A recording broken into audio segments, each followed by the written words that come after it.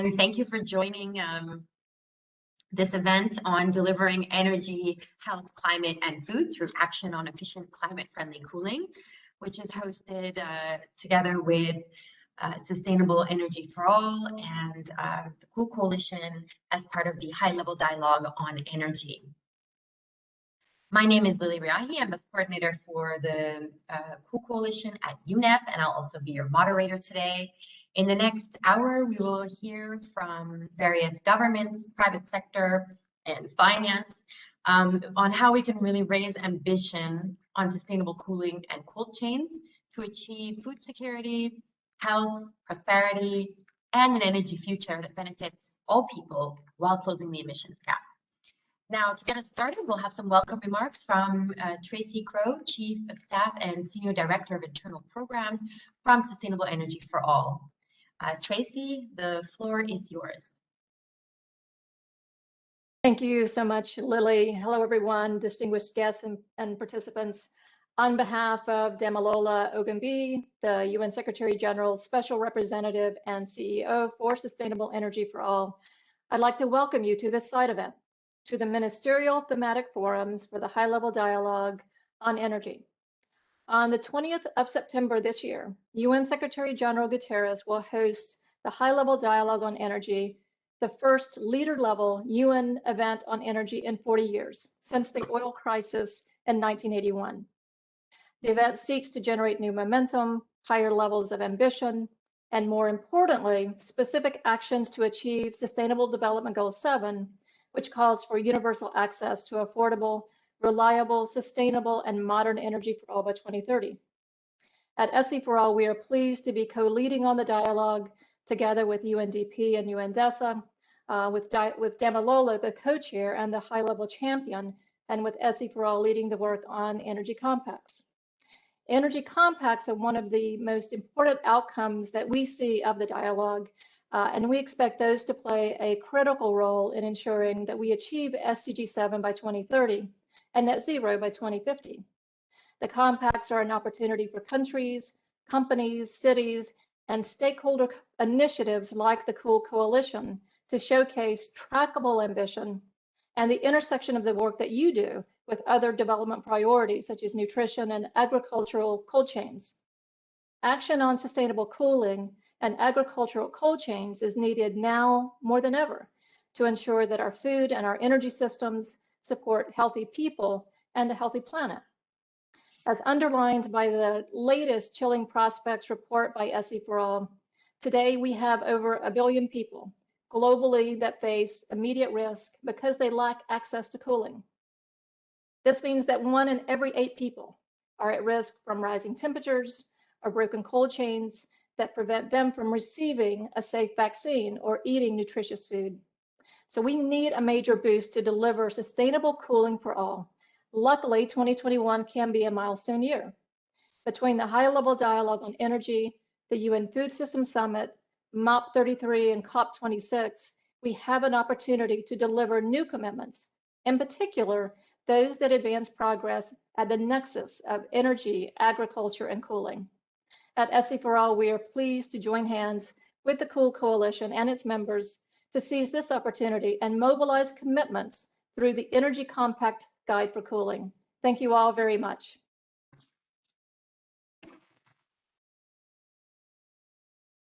Thank you very much, Tracy. So we will now move ahead with introducing James Kino, Director of Environment Strategy at the Department for Environment, Food and Rural Affairs of the United Kingdom, to deliver the keynote remarks. James, over to you. Thank you very much indeed, and thanks for the opportunity to speak at this event. As I say, my name is James Quinault, and I'm the Director of Environment Strategy in the United Kingdom's Department of the Environment, Food and Rural Affairs, and I have oversight of UK policy on the Montreal Protocol, on ozone-depleting substances and F-gases, and on wider actions to support the international sustainable cooling agenda. As you know better than me, in a warming world, we urgently need clean, efficient cooling to mitigate climate change, protect public health, promote sustainable development, and reduce energy demand. And I particularly want to highlight, ahead of the UN Food Systems Summit this September, the role of sustainable cold chains for the delivery of safe, nutritious food and medicines while meeting our climate goals. But important as it is, support for this agenda has not always been as coordinated as it ought to be. And in particular, I think we've not capitalised as we should on the Montreal Protocol's great work phasing out ozone depleting substances and now phasing down HFCs from cooling appliances. Efficient, climate-friendly cooling and cold chain which reduce food losses can only be achieved if the entire system is designed cohesively and an integrated systems approach is applied. So as such, I'm excited to talk about the Africa Centre of Excellence for Sustainable Cooling and Cold Chain, or ACES. Underpinned with significant investments by the governments of the UK and Rwanda, ACES is scheduled to open in 2022 on its own campus in Kigali. It's hosted by the University of Rwanda, and its vision is to create a world-leading collaboration between government, academia, industry, NGOs, and the community. And ACES will try simultaneously to address two urgent and interconnected global challenges: food loss and access to cold chain and cooling. Food saved is as important as food produced. As Tracy has noted, lack of effective cold chain is estimated directly to result in losses of 475 million tonnes, or 13% of total food production globally, worth $350 billion, and more importantly, enough to feed 950 million people. In Rwanda itself, food loss equates to 21% of total land use, 16% of greenhouse gas emissions, and 12% loss to the country's annual GDP. So ACES will provide market knowledge, applied research and development, technology trial and demonstration, capacity building, plant design, business incubator and innovation services to community enterprises, industry, governments and other clients. Living labs in strategic locations throughout Africa will act as the deployment and implementation arms, showcasing how such solutions can be used in the market by communities. And the aim is to help farmers and fishers understand how to reduce post-harvest food losses, protect quality and value, and get their goods to market, all whilst ensuring the wider community has access to life-saving vaccines, domestic cooling, and properly cooled community services. And this work links the Paris Agreement, the Kigali Amendment, and the UN Sustainable Development Goals. And it's about taking that integrated approach, fostering economic growth and development, while boosting social well-being and protecting the environment. And there'll be more to share on this exciting development at the Food Systems Summit in September. I mentioned the important links to the Montreal Protocol. The global phase down of HFC refrigerants under Kigali will prevent up to 0.4 degrees of warming by the end of the century. But there's the potential to double the climate benefits of Kigali by making efficiency improvements to cooling equipment at the same time. And to ensure that that rapid growth in cooling demand is met in a sustainable way, it's critical that governments and funding institutions act now to deliver sustainable cooling solutions that consider both efficiency and the refrigerant choice. And we need to break down silos and leverage the expertise of the Montreal Protocol in cooling. So to this end, ACES strongly supports the Rome Declaration on the contribution of the Montreal Protocol to food loss reduction through sustainable cold chain management. And it's about directly answering the call for national action and international cooperation on energy efficient solutions and technologies that reduce the use of HFCs in the development of the cold chain. As a global collaborative project, ACES is a great opportunity to demonstrate a viable model in Rwanda and scale up activities across Africa and other places around the world where this double challenge of food loss and access to cooling are particularly acute. And we hope it will demonstrate the benefit of integrating Montreal Protocol considerations into the work. So this is an important year for discussions under the UNFCCC and the Montreal Protocol, and the UK looks forward to opportunities to identify and expand high-level political commitments for sustainable cold chains. And against that backdrop, thank you to the Cool Coalition and to SE for All for organising this important event and for giving me the opportunity to address you and to talk about ACES. Thank you for listening. Thank you so much, James, for sharing with us what the UK is doing in this area and the leadership you're taking to promote such a comprehensive approach to cooling. Indeed, as you said, and was highlighted earlier with the UNEP IEA Cooling Synthesis Report, coordinated international action on energy efficiency and climate-friendly cooling or ozone-friendly cooling could avoid as much as 460 billion tons of greenhouse gas emissions. So indeed, that's very important actions that you're taking to contribute to this coordinated effort. So now I'd like to introduce, so thank you. I'd like to introduce Toby Peters, professor at the University of Birmingham, who will tell us a bit about solutions like community cooling hubs and how they can deliver on energy and cooling services while delivering food security. Toby, the floor is yours. Thank you, Lily, and thank you for inviting me to be here. So yes, I'm Professor of Cold Economy at the University of Birmingham and Director of the Centre for Sustainable Cooling. We run a multi-million-pound portfolio of international research programmes around clean cold chain and cooling globally. As one example, with Brian Holly and the team from UNEP's United for Efficiency, we lead the Africa Centre of Excellence in Sustainable Cooling and Cold Chain that James outlined previously. Cooling and cold chain underpin all of the UN's SDGs. The question is, how do we reap the economic and social benefits while avoiding the environmental degradation and risks associated with the business's usual expansion of cooling services, which are energy intensive and polluting? And the problem is that for most nations, the focus on access to energy is around how do we deliver sustainable electricity.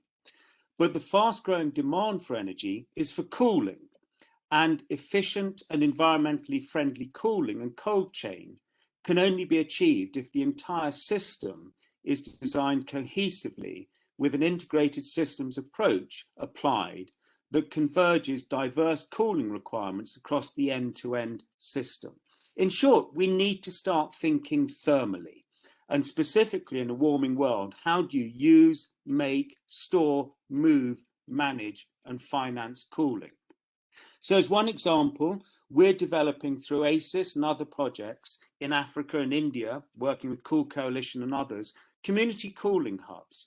So by combining a systems level understanding of a community cooling need with new business models, integrating into a thermal energy system, these community cooling hubs will meet the broad portfolio of a rural community's cold chain and wider cooling needs economically, environmentally, and socially sustainably. And what we're looking at is, how do you minimize the demand for cooling? How do you make use of natural, renewable, and waste energy? How do you use energy efficiency technologies? And how do you take a circular economy approach to design, manufacturing, deployment, operation, and end-of-life commissioning? However, a multidimensional and multi-sectoral effort as an integrated approach to the cooling challenge will not emerge organically, and this poses significant risk to delivering our climate and development targets. Maybe Sophie, jump onto the next slide, please.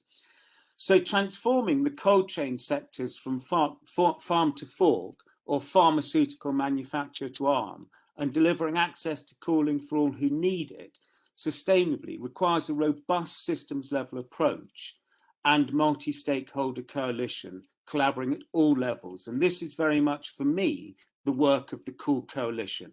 They're going to bring together around these systems. Just in closing, let's remember, in a rapidly warming world, cooling and cold chains are really related to the protection of food, vaccines, medicine, and indeed the population from extreme heat. They're essential to economic productivity and income generation. At the same time, however, cooling today accounts for more than 7% of all global greenhouse gas emissions. And in the absence of any intervention, global emissions from cooling are likely to double by 2030 and triple by the end of this century. However, let's be clear that even with that increase, this growth won't, though, deliver access to cooling for all who need it. So please, we need to prioritise thinking thermally. Thank you. Back to you, Lily.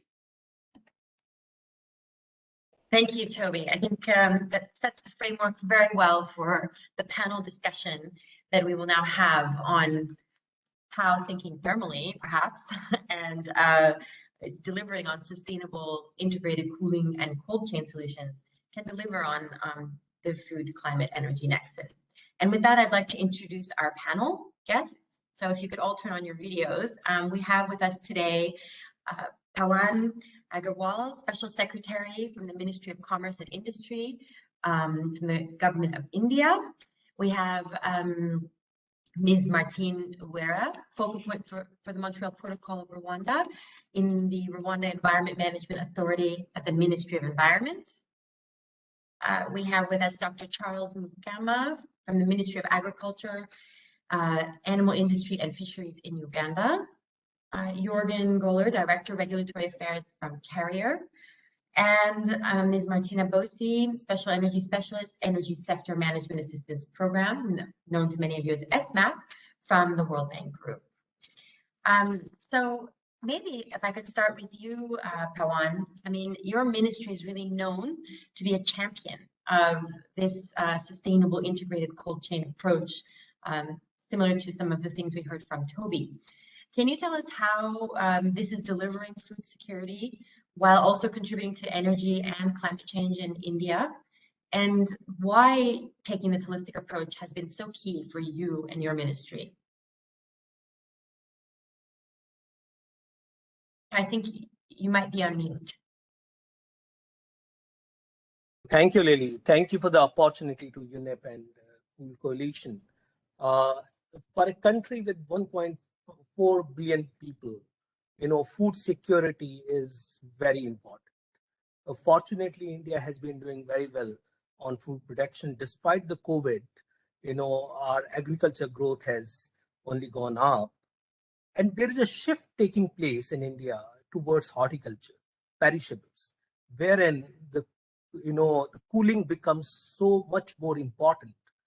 The logistics division established by the government of India has to ensure that we take an integrated view to all infrastructure development in logistics, including cooling logistics, cooling infrastructure. And in that regard, we are cognizant of the problems that the cooling infrastructure in India faces, underutilized capacities, suboptimal food safety handling processes, nor harmonized data, so that we are not able to use the existing infrastructure optimally in efficient trained manpower. And the strategy that the government of India has adopted is to address some of these issues, an integrated cold chain data mapping, promoting energy efficient infrastructure, standardized design templates, wherein use of renewables, solar energy is an important part of this, community specific protocols, and training and skill development. So I'll stop here, and we are just beginning to act on these areas in an integrated manner, which will bring in obviously efficiencies, reduce cost, and make entire cooling space more climate friendly. Thank you. Thank you so much, Pawan. I think that delivering on this challenge in a country with 1.4 billion people is particularly to be applauded. I would like to ask you, in fact, in the context of such a large country, how will you deliver these kinds of solutions, and how do you plan to deliver them? And in particular, you mentioned renewables. I mean, is that how you plan to, or how in general will you plan to address the energy growth that's associated with the expansion of cold chain demand in your country? In India, much of the investment in cooling infrastructure has been in the private sector, perhaps as in the rest of the world, even though there are grants that are provided to development of cooling infrastructure through different ministries. And when we started working on it and we brought all the government agencies on the table, we found there are 10 of them working on this. And obviously, if 10 agencies of the government are working on that particular issue, there is lack of coordination. So our objective is to how to bring in alignment and coordination between the work of different ministries. And that is the primary role that we have. But since much of the infrastructure is in any case coming up in the private sector, so that has to be done by also ensuring alignment of action by the private actors. And therefore, we established a cold chain logistics resource center under the Confederation of Indian Industry, wherein we got carrier, major equipment players, and also the user industry and user players on the same table. This is work in progress. We are beginning to act on this. I do hope with alignment of action across the board, we will be able to provide climate friendly, cooling services to the food, nutrition, pharma sector in an integrated way. Thank you for that. We look forward to, watching the example of the Cold Chain Logistics Resource Center as a best practice that can be perhaps supporting the scale up of sustainable cold chain in other countries as well. Maybe I can then turn to you, Ms. Martine. If you could turn on your video. I don't know if I can see you. Let me start with Charles. Charles, could you turn on your video? I see you on the screen, but I don't see your video. Can you hear me? Yeah, I can. Okay. Would you be able to turn on your video, or you have low bandwidth? It is on. Oh, okay. Well, I Yeah. don't see you, but maybe others see you. Okay. So could you tell us a little bit about what Uganda is doing and what your government is doing currently to strengthen access to energy and cold chains in rural Uganda? And how is this work important for your country's sustainable development? Thank you very much. The question, I've had it, it has been breaking up and down. However, I can say that in Uganda, we are driven by Naran. Before I go ahead, maybe I could introduce myself once more again. Dr. Charles Mukama. I work with the Ministry of Agriculture, Animal Industry and Fisheries, and I am a veterinary port inspector for ensuring safe animal and food across the borders. I'm also a national coordinator of COMESA seed trade harmonization project, also for ensuring safe, resilient seeds across the region. Now, going back to the question, in Uganda, we are driven by the national development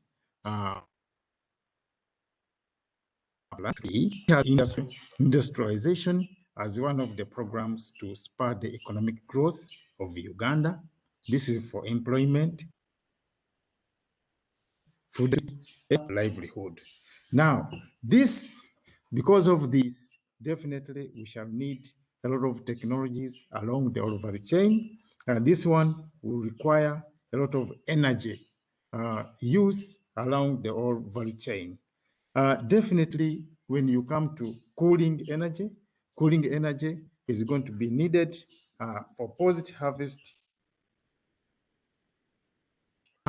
transport of food and food items for both consumption, processing, as well as export. Definitely, cooling energy is going to be needed.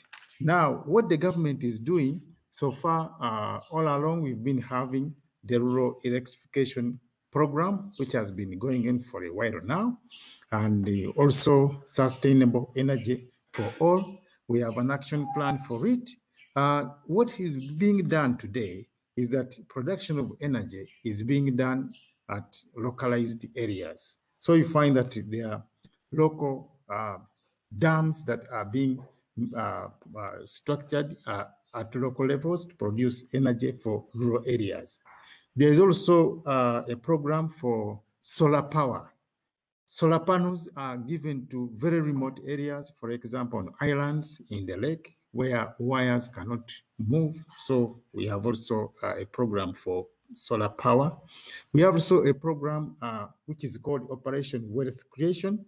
In this one, the government partners with the private sector, and now they distribute solar power equipment for various activities, for example, irrigation, primary processing, and also transportation of milk. Even cold chain vehicles are also given to entrepreneurs to make sure that they preserve milk. Also, government is working partners, civil society, and others via a collaborative accelerator on productive use of energy. And this one is to encourage off-grid renewable energy for agriculture. And already what is in place are working groups to make sure that now we promote this energy within the country and working with the government. And of course, right now we need more data and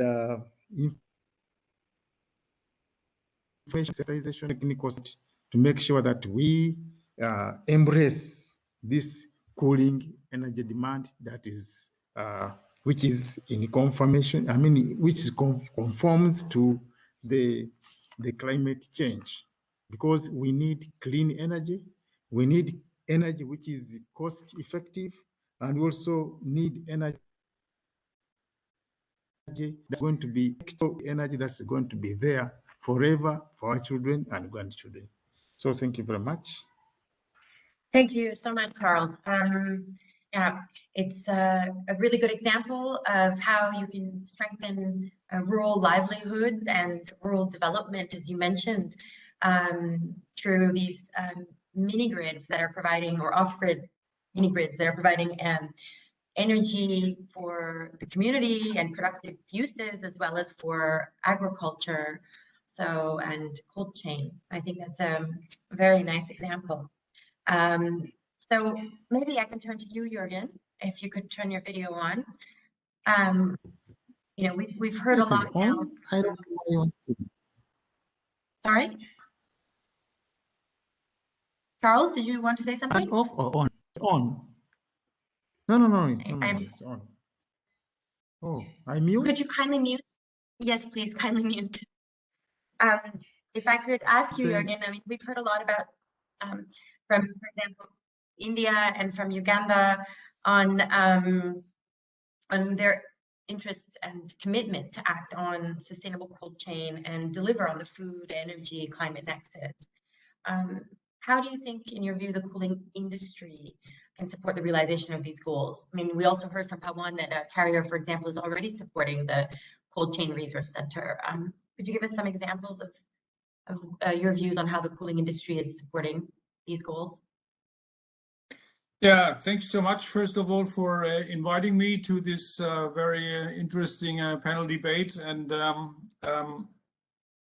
also to the colleagues at UNEP and Sustainable Energy for All.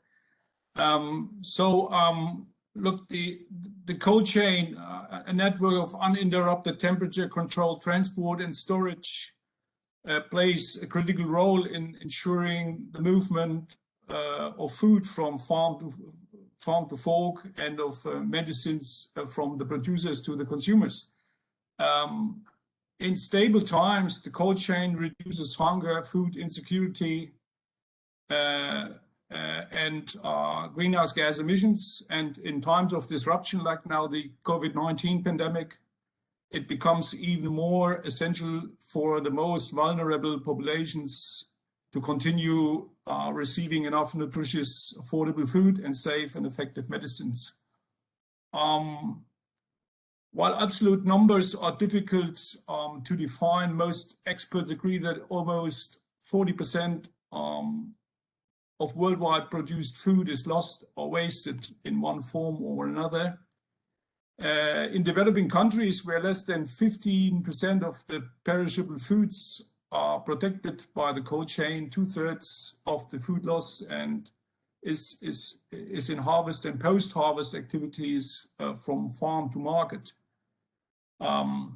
We at Carrier are creating solutions that matter for people and our planet, and Carrier's industry-leading technologies, products, solutions, and services support a healthy, safe, and sustainable cold chain at a time when it is needed most. The cold chain system resilience is an essential element to supply availability for items critical for global health and well-being, such as food and medicine. Investment in the cold chain remains one of the most effective ways to ensure the reliable and safe movement of food and pharmaceutical products during a pandemic and in adapting to a post-pandemic world. Carrier operates at the nexus of climate, digital and environmental technology and sustainability, defining the next era of healthy, safe and sustainable cold chains.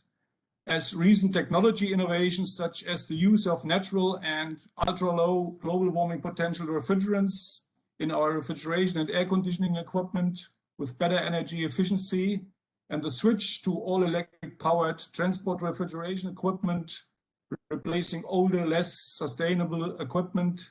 This results in an even higher reduction of the greenhouse gas emissions from new sustainable cold chains. As a founding member of the Global Food Cold Chain Council, Carrier also collaborates with other public and private organizations to develop technology-neutral policies and actions to reduce food losses by enhanced food cold chains and its contribution to the reduction of greenhouse gas emissions, thus directly supporting the Sustainable Development Goals of the United Nations. At Carrier, we work hardly to identify opportunities to strengthen the global cold chain. Our efforts to support the global extension of sustainable and connected food cold chains contributes in particular to the reduction of food losses in developing countries.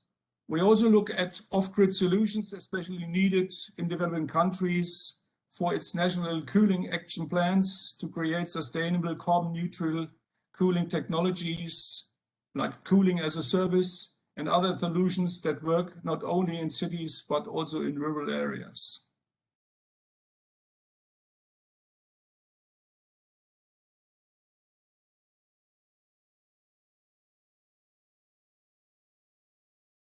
Lost you?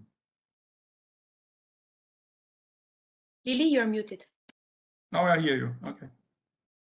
Sorry, I was still speaking with you, Jürgen. If you could kindly turn your video on. I was saying that it sounds like you're doing quite a lot in the, obviously Carrier is doing a lot in this sector. And what do you see as key enabling conditions that countries put in place that allow you to support access to these sustainable technologies? Yeah, at Carrier, we focus very much on decarbonization and sustainability, and electrification is a key technology to become more sustainable if the electricity supply in the region where the technology is deployed is clean and sustainable. Countries can influence their energy supply and steer conditions favorable towards a clean, affordable and reliable electricity supply, and reducing the electricity supply's carbon footprint and enabling the use of renewable energy sources like photovoltaic systems, wind and biomass are probably the most important actions of countries to enable the private sector to deploy sustainable technologies. Another aspect refers to the training of staff and technicians on the installation, operation, service and maintenance of sustainable cooling technologies along the cold chain. In particular, the training on the use of flammable and high pressure refrigerants with ultra-low global warming potential and smart technologies to make these cold chains connected will be key contributions that Carrier can offer to these countries. And for example, the African Center for Sustainable Cooling and Cold Chain in Kigali, Rwanda, is a pilot project for developing countries to which Carrier also intends to contribute its know-how and training capabilities. Okay, thank you again. Maybe I can turn to you, Martina. You could turn your video on. From Smap. Hi, hello, good morning. Of course, engaging financial institutions is going to be critical for this transition to, using efficient climate-friendly cooling across these different sectors we're hearing countries speak about. I know that at Smap, you're leading a program on efficient clean cooling to help indeed mainstream and develop new business line on clean cooling at the bank. How is Smap and the World Bank advancing this agenda? Can you tell us a bit more? Hi, Lily. Can you hear me? Yes. Okay. Thank you so much.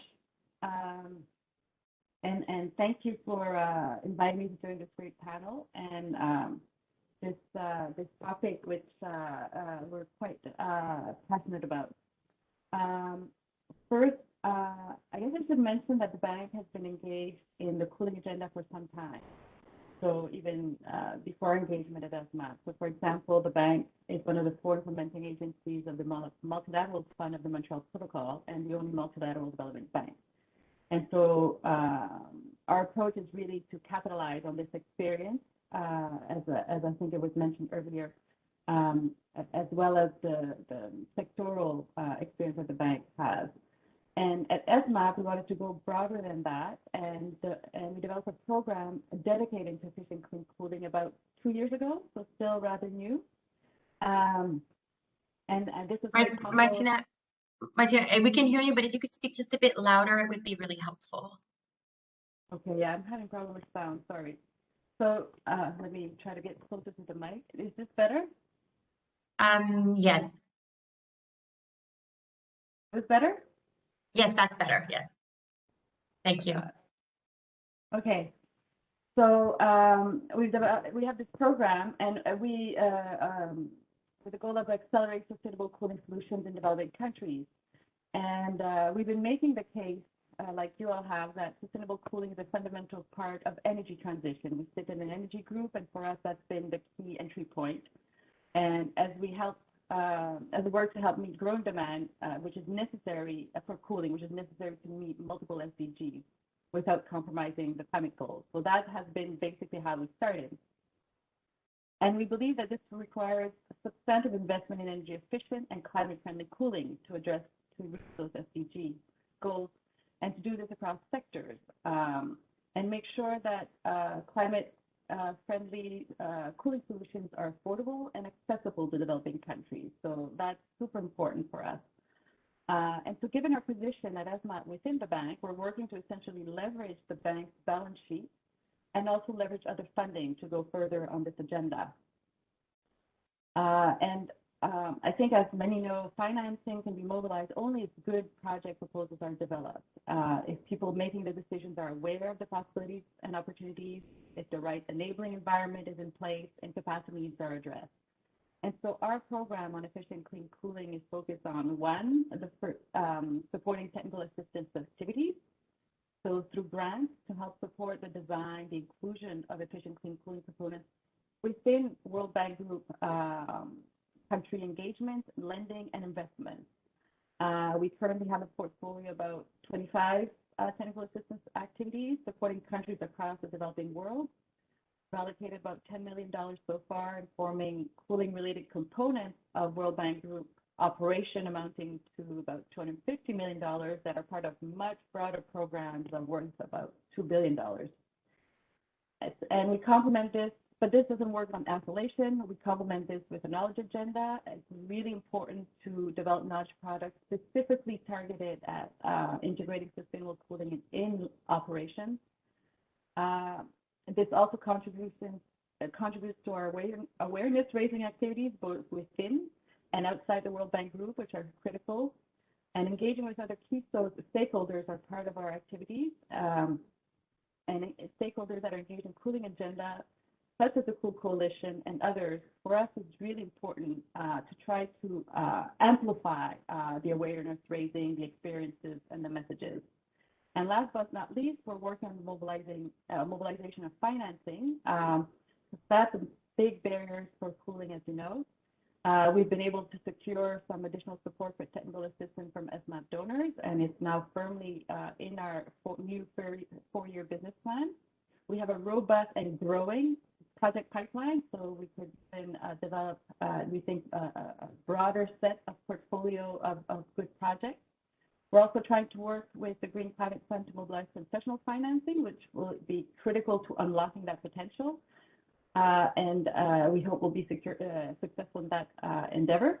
So in a nutshell, these are all the elements that we're working on to help advance the sustainable cooling agenda within the World Bank Group activities. Thanks. You mentioned that you're engaging with many developing countries across the world to support their sort of development priorities in various sectors. Could you maybe tell us a little bit about the steps you're taking to, connect the dots between addressing cooling sustainably and also strengthening the food, energy, climate nexus? Yeah, sure. So I'll try my best because that has also to do with how the World Bank works. But so our goal, what we're trying to do is really develop a new business line on efficient and clean cooling at the bank. And the bank engages in high-level dialogue with client country programs around the world. And these are dialogues we're trying to leverage, as I just mentioned. We'll engage with central ministries. Of course, the finance ministries of each country are first counterparts for the bank, but a lot of our dialogue and our business is at the sector level with line ministries like energy, like agriculture, like health, like industry. And so our aim is to support countries' development objectives in line with the bank's own clean goals of ending poverty and increased shared prosperity. And from the perspective of cooling, since there's no single cooling ministry, there's no global practice on cooling, but cooling and access and how it is provided, what type of energy is used, how efficient it is important for several key sectors and important for global agendas like food security or climate change, as you know. And so our focus is really to see how we can find opportunities to advance some of these sector goals, so either for food security, for health, for energy access, that are pursued by our clients by scaling up access to climate-friendly cooling. We think we have a better chance of making progress if we can capitalize on these synergies and work on these nexuses, as I think you mentioned when you started. And so, for example, with the COVID crisis, for us, it was natural to make a connection with the health sector, and we teamed up with the bank's health global practice, who works very closely with the health ministries to focus our cooling support in the health, energy, climate nexus, and support efficient, climate-friendly cold chains as in the bank support for country COVID-19 responses. So, of course, the health crisis is not over, unfortunately, and much more needs to be done. But we're also very keen to build on that experience and support the food, energy, and climate nexus as what is the focus of this discussion here, by integrating efficient and climate-friendly cold chains in fisheries, in agriculture dialogues that the bank has and its lending operation, and essentially leverage the bank's balance sheet. To do this, we need to identify the sector country dialogue and operation where there's a good space to do this. We have to have good counterparts that are open and interested in this, that it has to be client demand. We need to make sure that we bring the expertise from different sectors. We want a system approach, we want integrated approach, so we'll bring together health experts with the energy experts or agriculture experts with our energy experts. So that's very critical to have that credible expertise. Having some funding to support analytical and design work, as well as market research, stakeholder engagement is really essential. So the technical assistance support through the grants and in-kind support is really, really critical to leverage the bank's dialogue and operations. I would say that connecting with the other partners working in the country is really important, so we don't duplicate. There's not enough resources to duplicate, and we need to go faster. And last but not least, again, the mobilization of financing is key, and engaging with the private sector is super essential if we really want to make a big progress in this area. I think concessional financing has an important role to play to help remove the barriers and really kickstart this transition to a market for efficient clean cooling. So I hope I've been able to give you a little bit of sense of how we see we can make progress at the bank on advancing the food or health, energy, climate nexus with sustainable cooling. Thanks. Yeah, I think it echoes a bit some of the actions we see from countries. Like, for example, Pawan mentioned that they're working to coordinate across the various ministries and try to mainstream this activity on cold chain across the other ministries and efficient climate-friendly cooling in that sense. So that was something, and we also heard from Charles, for example, in Uganda, and how they're working across different stakeholders and with the private sector to also look at not only the agricultural side, but the energy side. So I think we see that countries that are really moving ahead on this agenda are indeed trying to mainstream across ministries and stakeholders in their countries. And at the same time, it's quite refreshing to hear that the bank is doing the same within the bank and mainstreaming cooling within your portfolios and the different lending portfolios. So that's really a nice match, and I hope that also it's a good call to action for countries, in a sense, to be aware, or to, let's say, raise awareness across different ministries that when they are in dialogue with the bank on lending or on financing, to make sure that they consider the cooling side of the challenges that they're trying to address. So that's very good point. Thanks, Martina. I see that there's a question in the chat box, and I'd like to take the opportunity to ask this to the panel. And maybe this question will be for Jorgen, but if you would like to answer, please just raise your hand.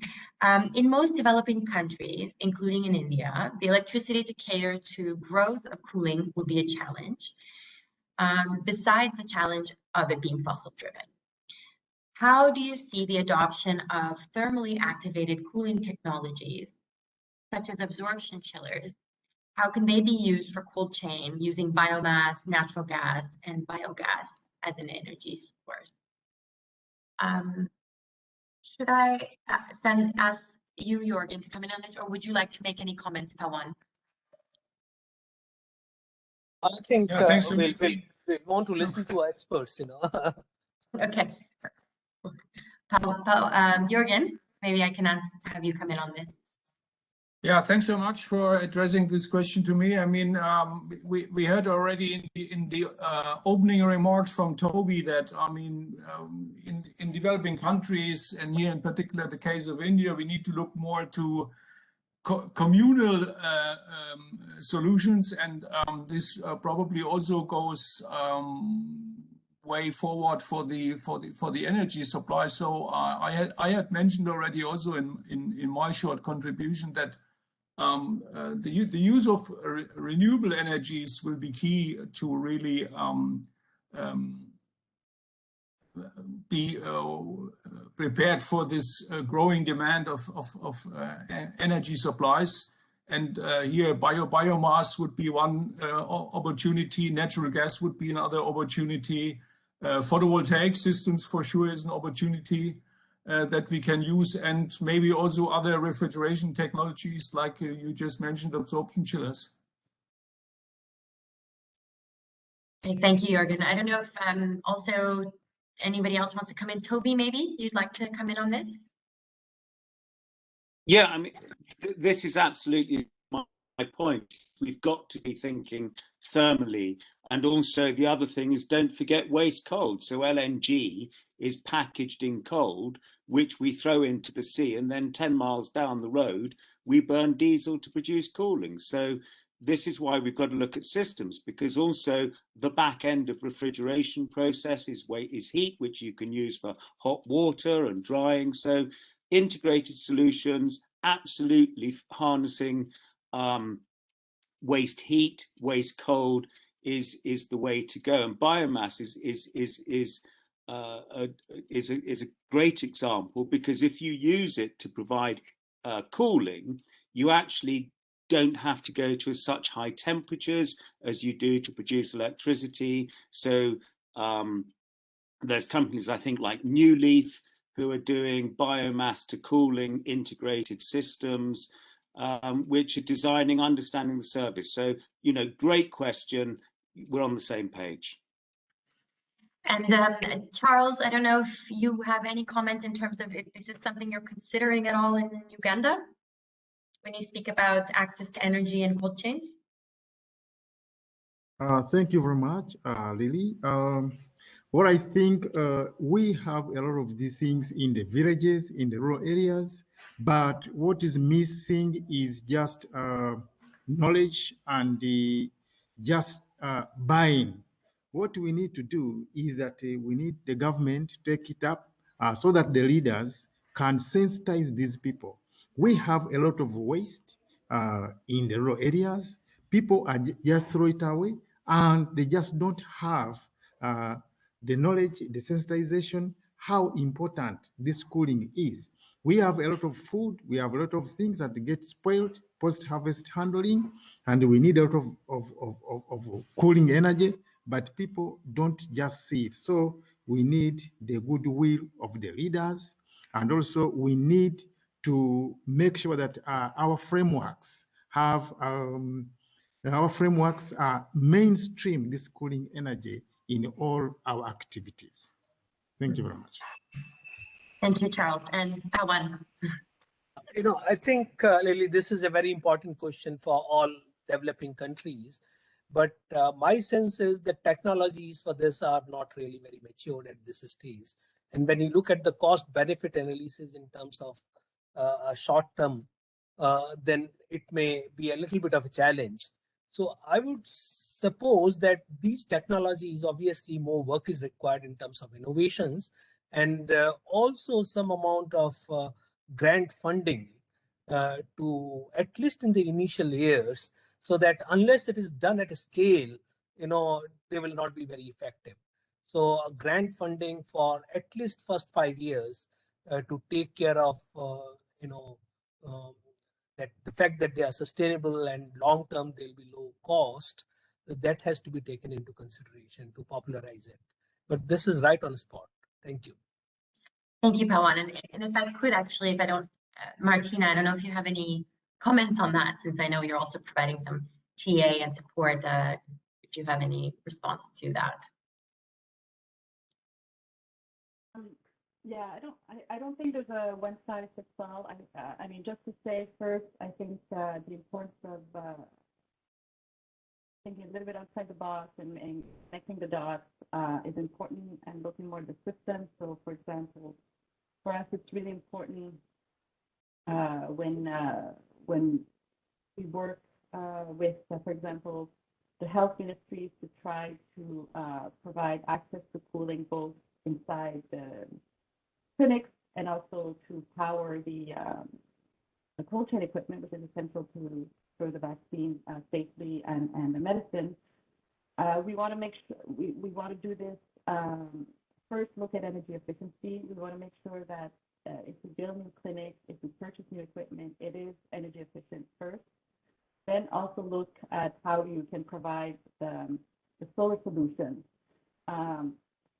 and the renewable power. So we increase power without, we increase the cooling service without burdening the energy system and the grid.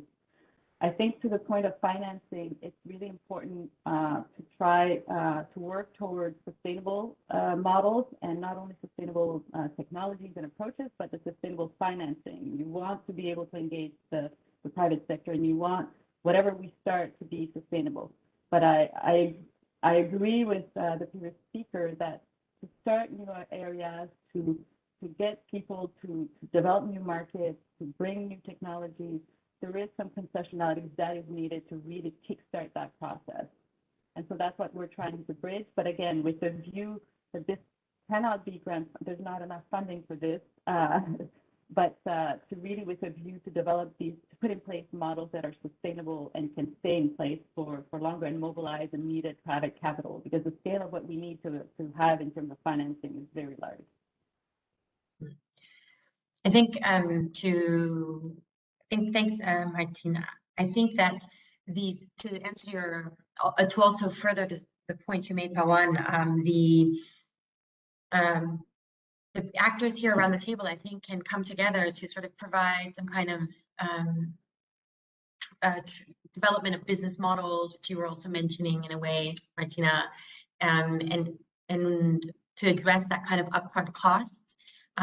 in these kinds of innovative approaches, because as we've heard from everybody on the panel, these solutions that can deliver, like what you said, for example, Martina, on delivering in hospital clinics while also powering the cold chain, or what we heard from Uganda in terms of the rural development and productive uses of energy plus cold chain. These are multiple benefits, and if those multiple benefits can be captured in the business model, then that upfront cost can be tackled.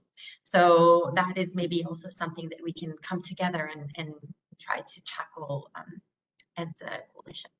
I see that Rwanda has just joined, and if I might just take 2 minutes to see if Ms. Martine, I know you had some technical problem.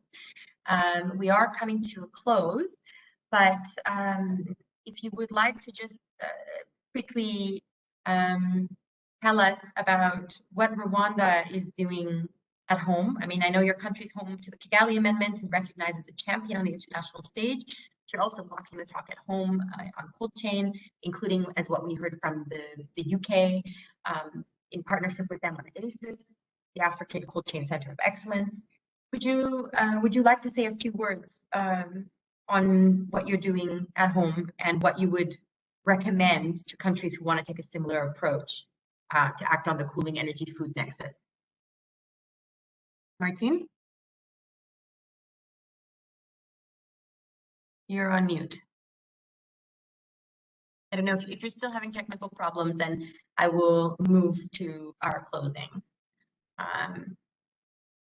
I can see you on the screen, but we don't hear you. Okay. Well. Can you hear me? Oh, yes, we can hear you. Yes. Thank you. So I'm apologize to really to join later, but they communicate me also very late. But consider the concern the concern of the question you asked.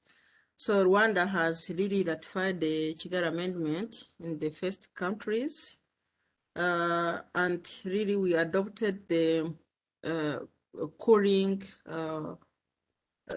strategy in 2019, where the cold chain was a key to reduce food losses that are higher in developing countries, which ranging between 30% to 50%.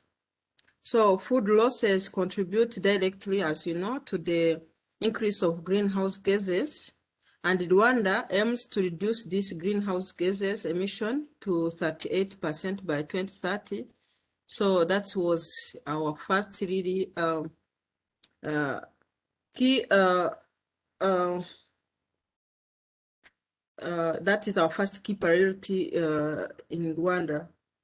The second is that the cold chain needs to be done in suitable manner using a refrigerant that does not harm the ozone layer. So, as I told you, we adopted and we ratified the Kigali Amendment. So the cold chain really will help us, will support in using the alternative refrigerants to HFCs.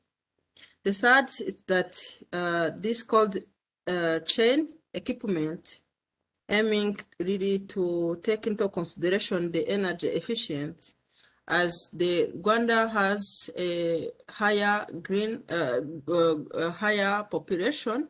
So this will help us to share the energy that we have. And also Rwanda will help to promote the best practices through the Center on Excellence, the African Cold Chain Center, which will be like a model for this East Africa. Thank you.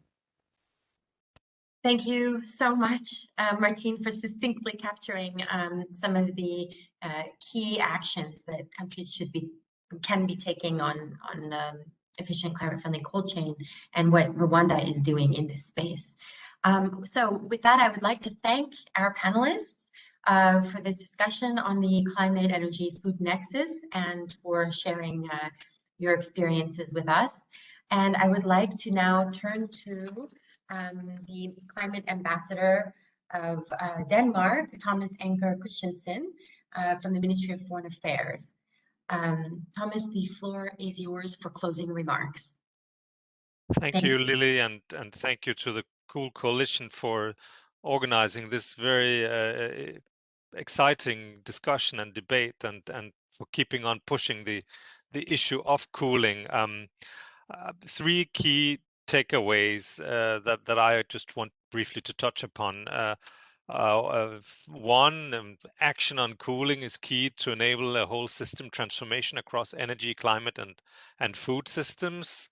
Number two, countries with partners are taking bold action to expand access to cooling and cold chain. And three, this year, the year of COP26, is really a year of action where we have the opportunity to take bold action and deliver on energy, climate, food, and health through acting on cooling. And the COP in Glasgow is a real opportunity for doing so. Let me just expand a little bit on those three key messages. We've heard today from champion countries how efficient, climate-friendly cooling can help us on global warming, on strengthening food systems, and giving a better chance to achieve effective energy transition. And people have pointed to the urgency to raise awareness on the transformational opportunity of increasing access to sustainable cold chain solutions. But we've also focused on expanding the availability of sustainable system-based cold chain approaches, on efficiency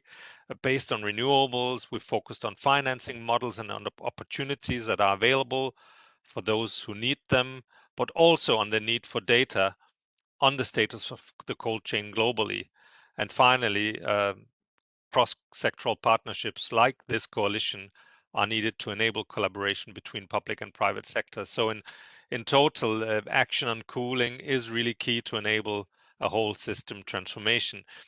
Then, as a number two, we've heard, well, both from the UK experts on solutions that are game-changing. We've heard from India, and I'm so happy that Martin from Rwanda just made it about solutions in India and Rwanda, and I think the State Secretary from India, the Special Secretary, sorry, really highlighted how countries can accelerate the sustainable cooling and cold chain powered by renewables, and also drive rural development. And similarly, we've heard about people-centered clean energy and cooling solutions from Uganda. Also, to win the race to zero, everybody across sectors, institutions, and business will need to collaborate to catalyze action towards net zero cooling, and hence the financing available from partners like the World Bank and Carrier joining these efforts is really good. These efforts give us a peek into what's possible and remind us that we need to connect the dots between energy, food, and climate to deliver the system transformation. And that finally leads on to the opportunities this year, where we have the chance to kickstart the post-pandemic green recovery with a sustainable cooling and cold chain focus as part of the long-term economic and financial plans. And that's both governments, private sector actors, finance, also with a focus on job creation in the cooling sector.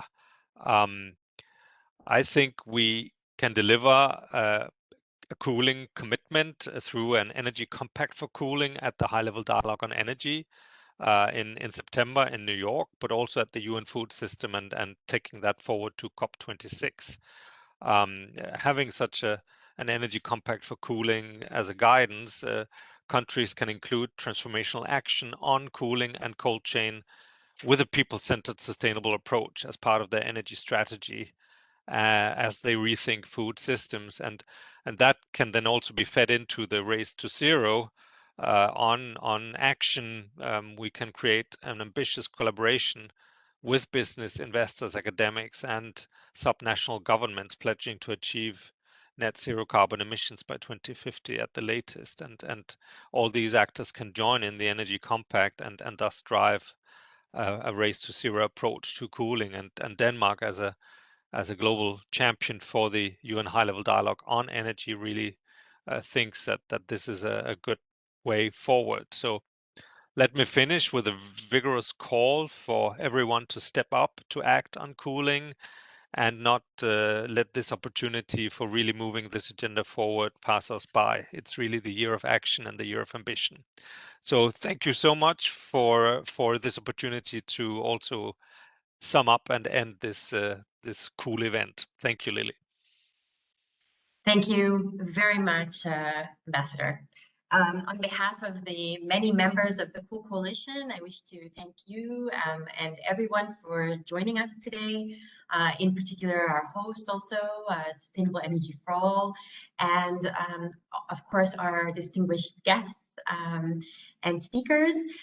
So I hope that we hope that you found the event useful, and we would be happy to follow up with you on any areas of action. Thank you very much and have a good day. Thanks so much, Lily. Thank